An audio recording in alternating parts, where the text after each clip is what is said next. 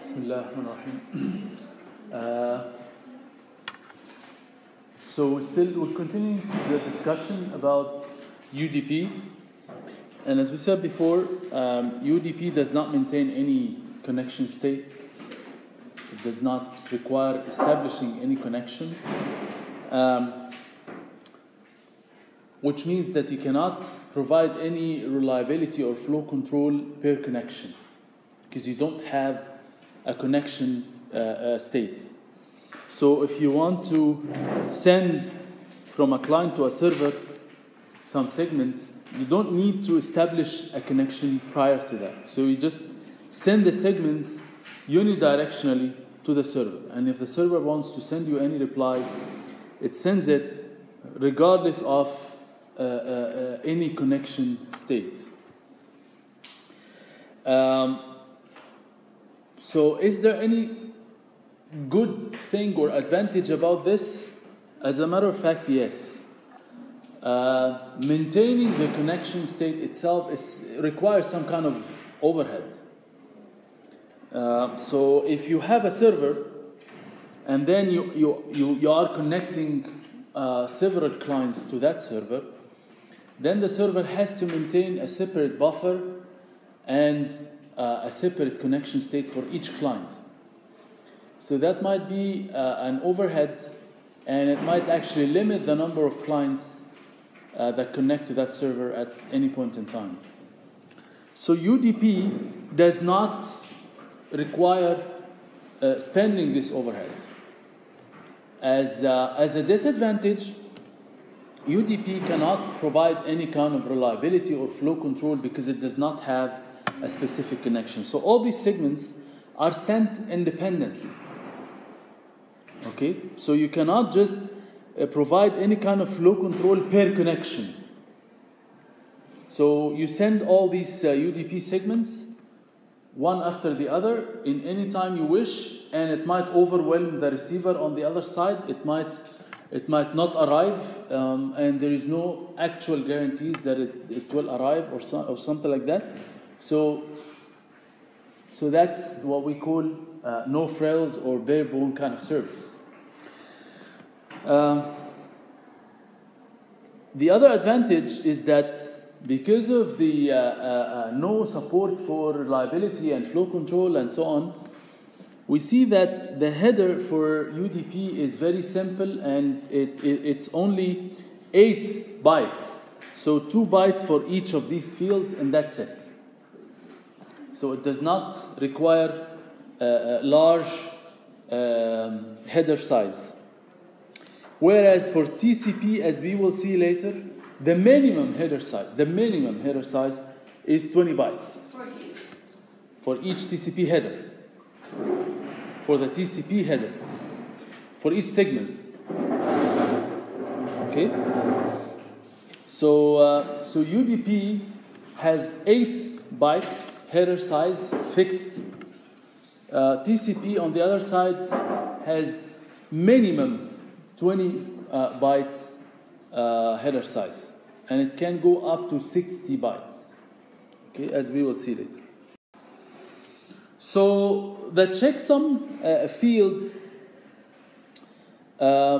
it gets calculated using a very simple technique. What happens is that you get the data part, you divide it into 16-bit words, okay? And then you put all these 16-bit words on top of each other. Like let's say the first 16 bits are 1010 and so on, and 01. The second 16 bits are 1101 and so on, 01, something like that. And you keep doing this for all the 16-bit words until the data is finished. And then what you do is that you add all these bits using the tooth complement addition. In other words, if the number of ones here is even, then you put 0. If the number of ones is odd, then you put 1. This is a very simple addition using like the modulo 2, they call it modulo 2 addition. Okay? It's different from binary addition. So this is simply like 1 XORed with 0, XORed with 1, XORed. So it's simply if the number of ones on this column is even, then you put 0. If the number of ones is odd, then you put 1. This is very simple. Then you come up with a 16-bit word. Okay? You don't use this as checksum. As a matter of fact, what you do is that you get the ones complement of this word. So this will be 1, 0, and then 0, 1. This is the ones complement of this. And the reason for this, we will talk about it in a second. But this is how you do it. It's very simple. And this is the cumulative sum. And this is the ones complement of this sum. Okay? So the idea is that this ones complement will be inserted as the checksum field at the transmitter. Okay? Then the transmitter will send this as part of the segment to the server. What the server will do is that it will do the exact same operation. It will receive the data. It will do the exact same operation. Okay? And the result of this, which is supposed to be this one, if the data is correct, will be XORed with the checksum field that is coming from the transmitter. That's why we use the ones complement, because then the addition will be all ones. So if there is any one single bit in this 16-bit word is 0 instead of 1, then the data has an error. Okay, so we call this data corrupted. Okay. Of course, this type of error detection, this is called error detection. The checksum is always used for error detection because there are some other techniques that are used for error detection and correction. So from this value, you not only detect that there is an error in the data, but you detect where the error is. For example, in bit number X, there is an error. If you know that bit number X is an error, what do? You toggle, basically. If it's 1, put it 0. If it's 0, put it 1, because we only have 2 states. If you know that there is an error in a specific bit, then you toggle it. As simple as that. So, but actually UDP and TCP, as we will talk about it in a minute, they use checksum, which means that they only do error detection, not correction. The only place where error correction is done, as we will talk about in later chapters, I think chapter 8, is data link layer. Okay. So that's the simple mechanism for error detection in UDP. So as we said, there's nothing much to talk about in UDP because it does not actually provide any specific quality of service. In TCP, on the other side, you get the whole package. You get everything, even if you don't need it. So you get reliability, you get error checking, you get flow control, you get congestion control, you get all the order delivery, you get the connection establishment. You have to go through all of this. Okay. So that's how the header of TCP looks like. Of course, if you have to provide all of this, that reflects on the number of fields and the values that you have to manage. And as we will see in a minute, it's not easy to manage all the fields in this header. Okay? And of course, this TCP will go here in this header, which will then be pushed down using encapsulation we talked about before. So now, this TCP header is composed of all these fields. In UDP, we didn't have to manage any kind of sequence number or acknowledgement or anything because it's user datagram. So you send the datagram. There is no guarantees whatsoever. In TCP, on the other side, in addition to the source and destination ports, which have to be there, we all agree on that, we have now a 4-byte field. Okay, so this one is 2 bytes, and this is 2 bytes. So this indicates that this is a 32-bit sequence number, which means that the maximum number you can use here is 2 to the power 32 minus 1. This is the maximum value of binary that you can put in here. So this sequence number is the number used to ensure correct sequencing, which means that if you are receiving, this is the one that we used for ordered delivery. So if you you receive the segments, you know that I received segment 0 and then segment 1 and then segment 2 in that order. So if you receive segment 2 and then you receive segment 4, you know for sure that segment 3 has been lost. Okay? So that sequence number is important in that aspect, that it actually guarantees order delivery and it helps you to detect that there is some lost segments. Acknowledgement is another 32-bit word that indicates the next. The acknowledgement means that I received everything up to this point correctly. Please send me this segment as the next one. So for example, if the receiver received segment number 3, the sequence number has the value 3. The acknowledgement for value 3, for the segment with sequence number 3, will have an acknowledgement number of 4. This indicates I have received up to segment 3 correctly. Send me segment number 4. Okay? If you receive segment 2 and then segment 4, for example, then the acknowledgement will be, in that case, will have a value of what?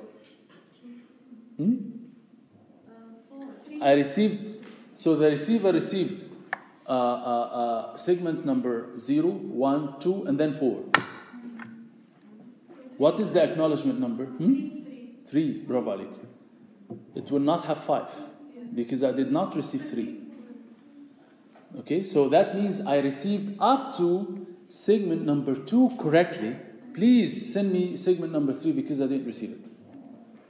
So this is the general rule for acknowledgement. It always indicates I received everything up to this value. Please send me the next one, which should have a sequence number of this or X. Okay? Type. This is the header length, and be aware of the definition, because and for UDP we said that this is the length and we didn't call it header length. So when we call it length, this means that this is the length of both the header and the data. This is the case for UDP. Here, what happens is that we have a header length and not a length, not including the data. And the reason for that is that the TCP header has a variable length. The header itself has a variable length, in addition to the fact that data itself has variable length, right? So we have a part of the header which is what we call options. These options has variable length size. This is part of the header, not part of the data. So this part of the header has a variable length, and that's why we said that TCP has a minimum header size of 20 bytes. So if you calculate, this is 1, 2, 3, 4, 5 multiplied by 4 bytes, right? That's 20 bytes. So this is the minimum header length, okay, for TCP. The options field, this can be up to 40 bytes. Up to 40 more bytes. What are these options used for? We will talk about it in chapter 5. this can be used by other protocols, or it can be used for different purposes. Sometimes it's used by other protocols like Cmpe, which we will talk about it in chapter 5, that uses this options field to indicate certain function, which we will talk about. But this option field is of variable size, which can get any length from 0 up to 40. Okay? So this header length is the number. This header length, as we can see here, how many bits? 4 bits, right? So, but we said that the header size is what? It can be up to a 60. Okay, so what is the trick to represent a length of 60 using a 4-bit field? So the idea is that this header length is the length of the 32-bit words of the header. 32 bits معناه 4 bytes. صح? So if we this means that if the length is 4 bytes, we have here header length of 1. If the length is 8, then here it becomes 2. So what is the minimum value of the header length here? So this header length is actually 4 bits. So it can be anywhere from 0000 all the way to a 1111. This 1 is actually 15, right? This 4 ones is 15. 15 multiplied by 4 is 60, which is the maximum size of the header length. What is the minimum value of the header length? 20. أيوة اللي هي إيه؟ What is the minimum value of the header length? Okay, why do we times by 4 at this 15? I didn't get this one. Because the header length, as the definition says, is the number of 32-bit words of the header. This is the definition of the header length. So it's not the number of bytes in the header. It's number of 32-bit words, or in other words, is the number of 4-byte fields in the header. Which means that the header cannot have a length of 7 or cannot have a length of 10. It can only have a length of 4, 8, and we know that the minimum size is what? 20. Is 20, which means that the value here is 5, which is 1, 0, 1, 0. This is the minimum value of the header length. This is the maximum value of the header length. Okay? So the header length can get any value between 5 and 4 ones or 15.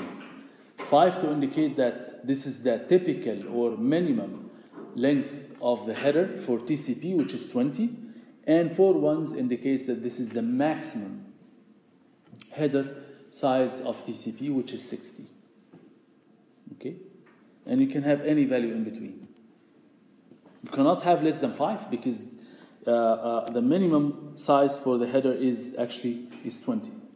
The least you could have is to have all these 5 lines. You have to have these. Okay?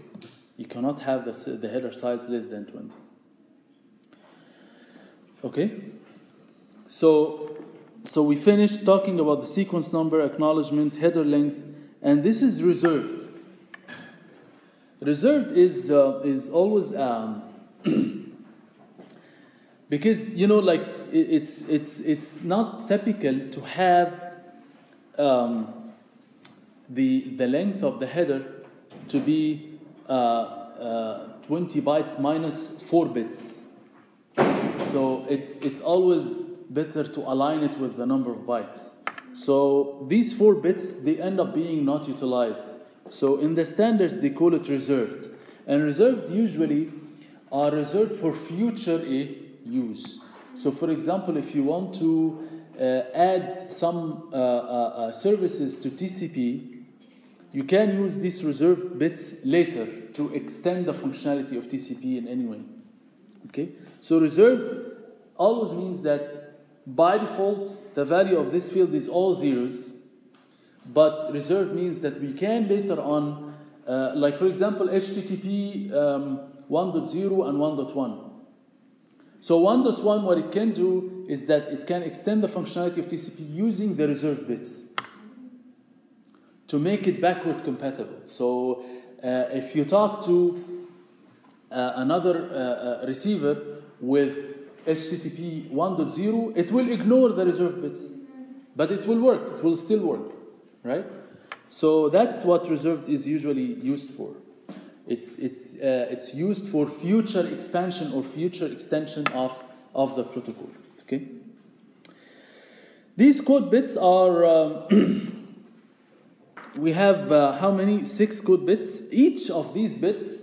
This is a relatively tricky part. These 6 bits, actually they are 8, of course, but 2 of them are not used.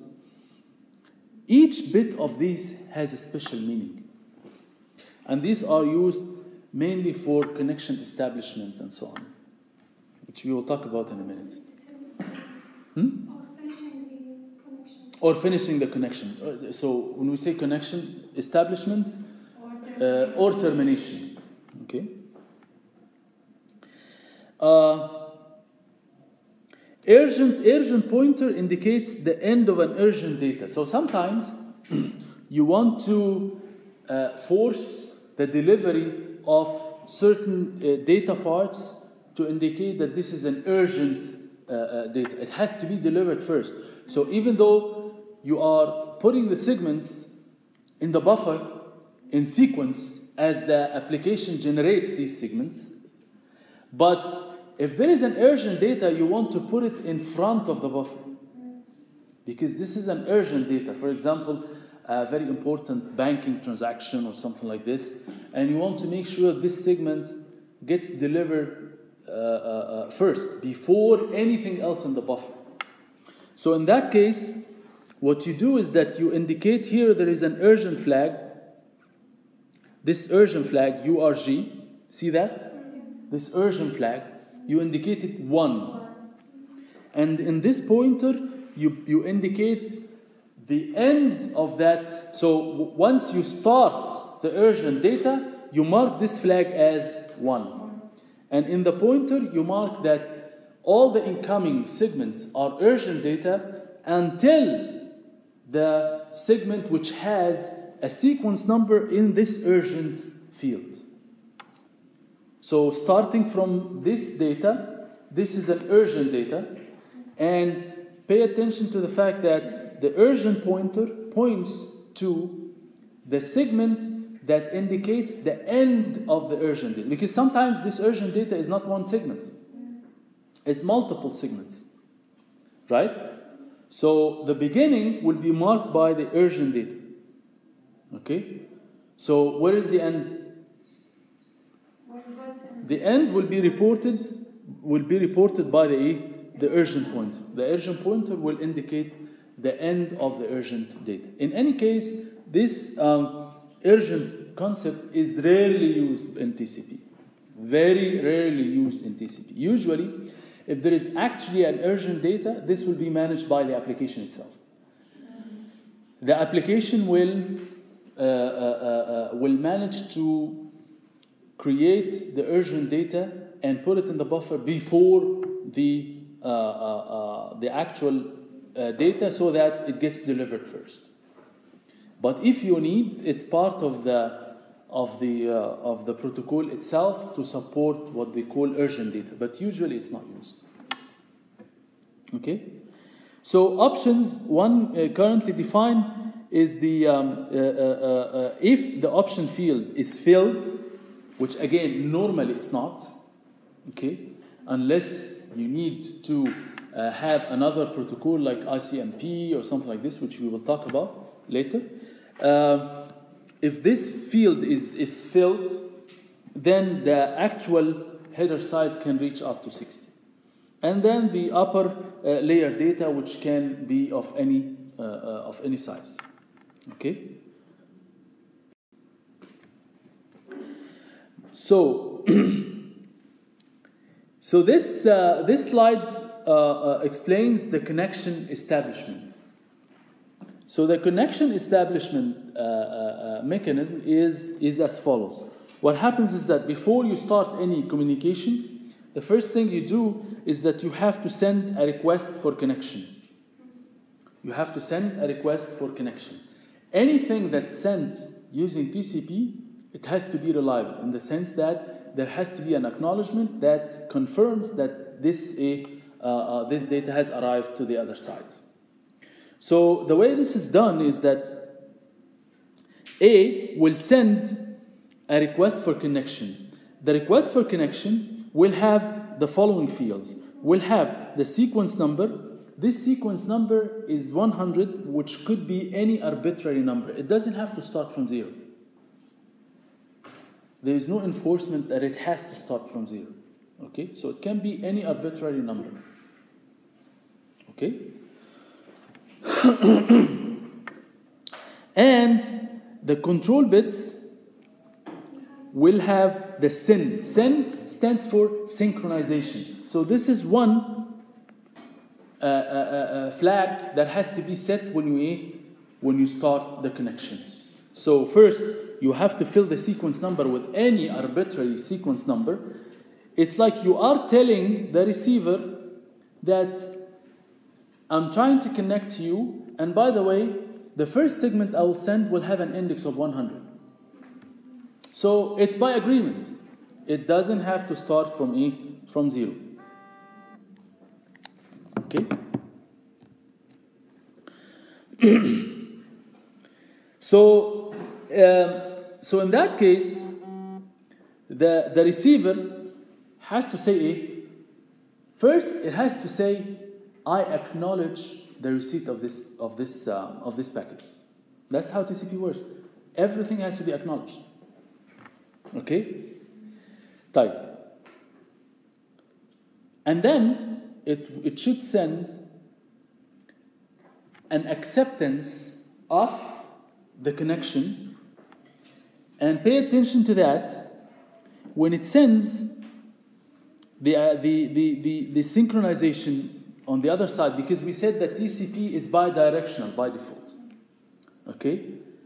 So the packets that are going from one direction and the other directions are all belonging to the same connection. So just like A is sending a stream of segments that start from sequence number 100, this B will send segments back, okay, with a sequence number that starts from any place. This could be like 1000. Here is sequence number is 300. Okay? So B is telling A that I can connect with you, and by the way, I will send you segments starting with value 300. Okay? And usually, or conceptually, this blue segment should be actually two segments or two messages. One acknowledging the request, and the other one is another request from my side to connect back to you. Okay? Usually this one should be two. Okay? So I'm acknowledging that I received, and by the way, I want to connect back to you because the connection cannot be one direction. But what happens is that TCP says, okay, it doesn't need any intelligence, that those two segments are sent back to back, so I might as well combine them. There's no point of sending two separate segments, because the fact of the matter is I can send different flags to indicate two things at the same time, to indicate that I'm acknowledging, and by the way, I'm syncing. Okay, so the red one will have only sync. The blue one will have two flags, will have sync and acknowledgement. So acknowledgement here means that the acknowledgement number will be filled with something to indicate that, okay, I received everything up to this point, please send me the next one.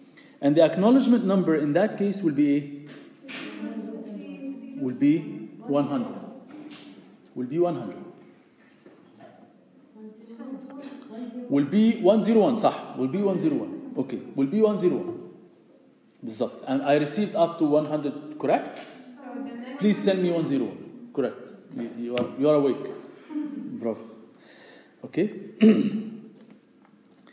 And then, because I sent you a request, you have to acknowledge. So the acknowledgement here will have only the acknowledgement flag on. خلاص, I don't need to say anything else.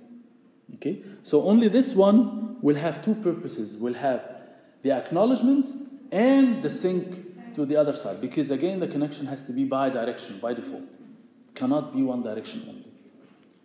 Okay.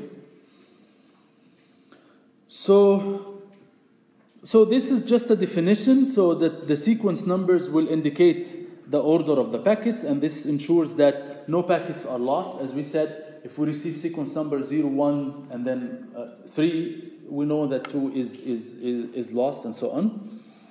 The initial sequence number is the starting number, and it doesn't have to be, as I said, doesn't have to be always 0.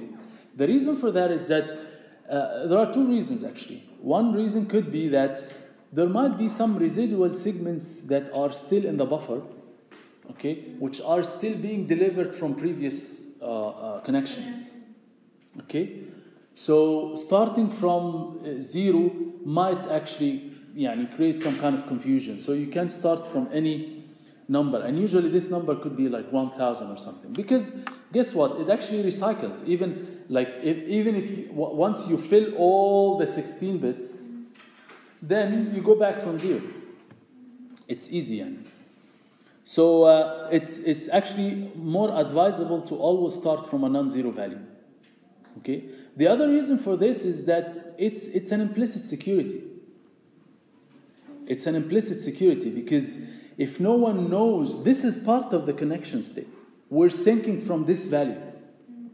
So this gives us another extra security that if no one knows this number, then you will not be able to know where is the beginning of the connection, where is the end of the connection.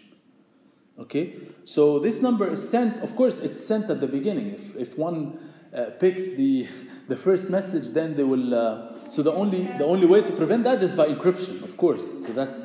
but this gives you an implicit security feature without actually having to go through encryption and so on. Because assuming that the adversary or the illegitimate person is listening to the segments from the middle, then he or she will not actually know where we started. But if you start always from 0, then they know that how many segments they missed and so on. So they can do something to kind of interpret or understand the message. So that will give him some idea about where we started and where we are now, so they can get some idea about what's going on. But starting from any arbitrary value, they will be puzzled. Where is the beginning of that message? So there will be another extra unknown for them that will make their job harder. So that's an implicit security feature into TCP. Although, of course, by all means, it's not enough. But it's something that TCP actually supports. Okay. Mm-hmm. The sequence number, it goes like sequential. Right. So if for example, they hack the line of anything, if they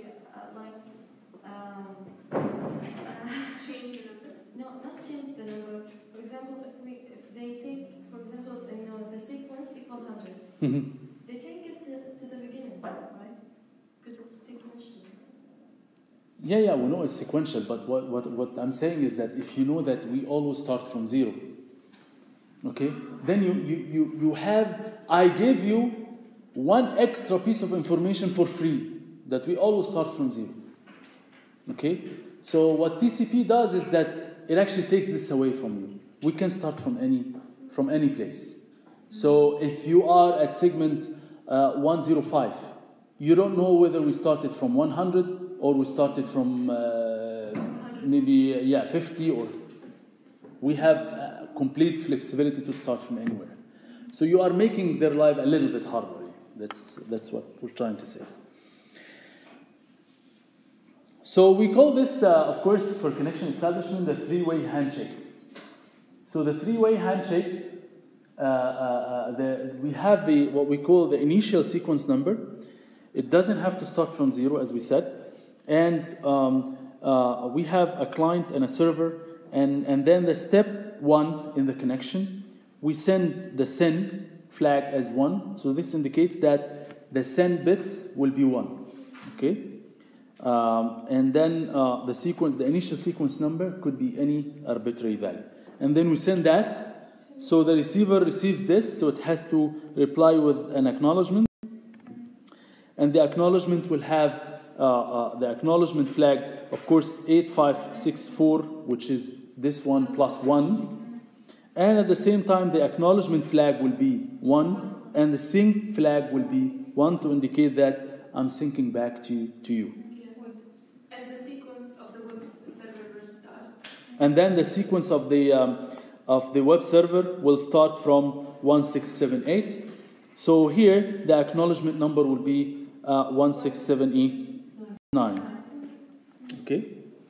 And then, once we're done, then we'll start sending the segments which can belong to any application, like HTTP application, Telnet application, whatever. So this is the actual data. When we start the actual data, we start from this sequence plus 1, which is the one that we acknowledged here. So the sequence of this will be 8564, which is the one that the receiver is expecting. And then we start the communication. Once we're done, we need to terminate. Right? So, of course, so when we send the data for each segment, again, the receiver has to acknowledge back. Right? Whether for each segment or for multiple segments, that depends on so many things which we will talk about. Okay? Because there are some variations of TCP. It's not one form. Okay? We will talk about different variations of TCP. Once the communication is finishing and you want to terminate the connection, here what you do is that you say fin, or stands for finish, of course. So you send fin, and here you don't have to specify anything. You just specify flag fin for finish. Okay? So when you do that, then you send the acknowledgement back. Okay? And here, as we can see, the two segments or the two messages are separate. Okay? Why? Why we didn't do the same? Why do you think we didn't do the same? The other one would say that he want to finish the... Right, so the other one, yes, here, send the acknowledgement first, and then, after some time, it sent the finish on the other side. Because maybe there are some data that are not sent. Bravo, Ali. Because, well, remember that the A has a buffer and is trying to send some segments. B has some buffer with segments that is trying to send.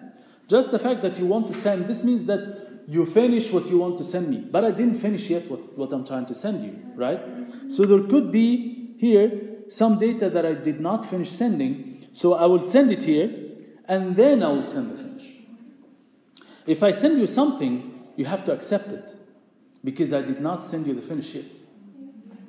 So this is the difference between, for connection establishment, we're starting the connection. So nobody has data for anyone. So that's why we have 4 messages for connection termination, whereas for connection establishment, we have only 3. We have only 3 for optimization, but actually, conceptually, they should be 4. Right? But we mixed or merged 2 because, I mean, it makes more sense. Okay? So any question about that? So these are how the flags are used, and the connection establishment, and how we terminate the connection between two two entities. Now, we need to talk about reliability and flow control. How is the reliability provided? Of course, as we said, I mean, it's easy to detect if there is any packet lost. We have sequence numbers that will help us to identify which segment has been lost. But usually, maybe that's not enough. We need to first ask the sender to send this particular segment again, and also we need to optimize the fact, or we need to minimize the overhead related to the fact that we have to acknowledge every single segment, because it's very costly to have to acknowledge every single segment from the two entities every time. So every time I send you a segment, you send me acknowledgement. You send me a segment, I send you acknowledgement, and so on. So that's very costly. But we need to do it in such a way that does not affect the reliability. Okay. So how do we do that? How do we combine? How do we perform reliability? How do we perform flow control?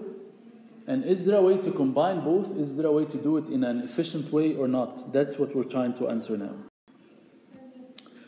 So flow control and reliability, as we said, when the sender sends the sync to establish the connection, and then the connection is established, we try to send the segments one by one.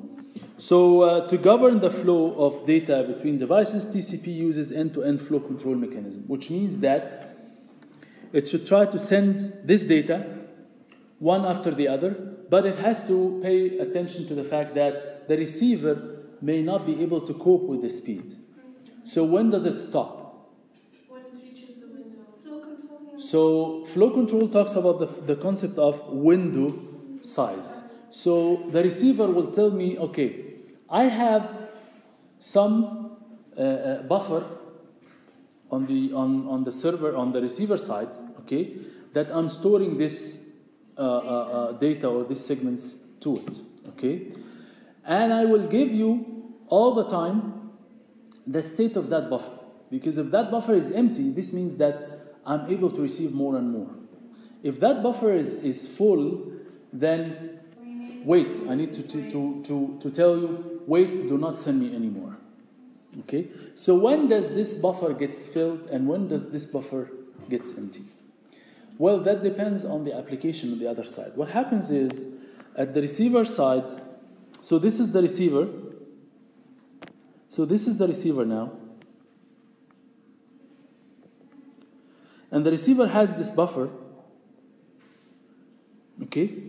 And it actually stores all the segments that it receives in that buffer, right?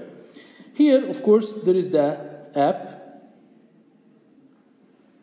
Okay? And this app, what it does is that, of course, this is the receiving buffer, because there is another buffer called the transmission buffer. So when the app generates some packets or generates some segments, it goes into the transmission buffer to be sent to the other side. But here we're talking about the receiving buffer. So the receiving buffer stores the segments, and then the application will go and fetch one by one. So depending on the speed of the application, this buffer may get empty very fast, or may get full if the application is not consuming the segments fast enough, right? So the rate of consuming these segments depends on the application in many ways, right?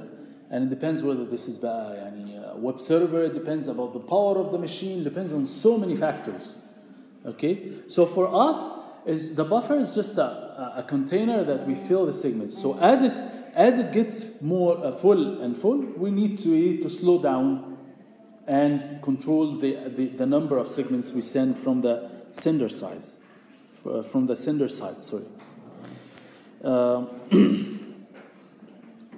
So the window size will then specifies the number of bytes starting from the acknowledgement number, okay, that the receiver can receive at this point in time.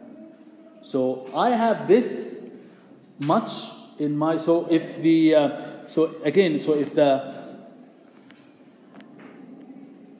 if the buffer looks like this, and this buffer is, let's say, 100, and then I have maybe 60 segments, each one is like 1 byte, then the window size will be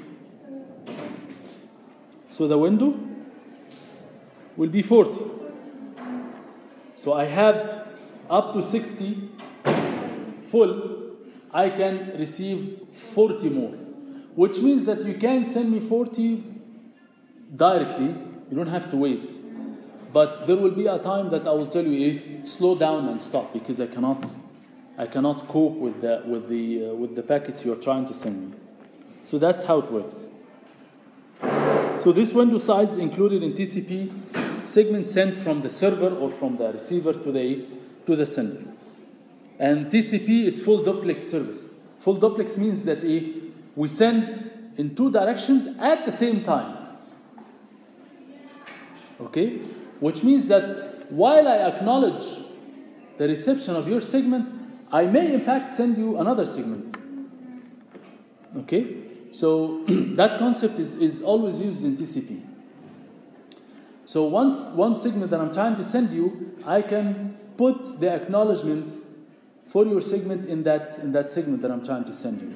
So it's full duplex. So I'm acknowledging, and at the same time I'm sending you some segments back and forth. It's bi-directional. Okay? Okay, so we'll stop here.